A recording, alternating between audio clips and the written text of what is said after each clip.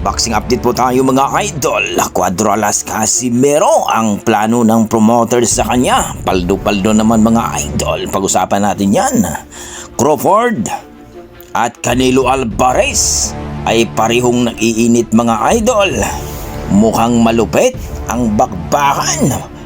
Mangyayari na. Pag-usapan natin yan mga idol. Pero kung bago naman kayo sa ating YouTube channel, baka pwede makahingi ng isang like, subscribe at pakipindot na rin ang ating notification bell mga idol para ma-update kayo sa ating mga bagong video na katulad dito. Well mga idol, alam naman natin na itong si Cuadro Alas General Casimero mga idol ay talagang inaabangan na ang kanyang laban.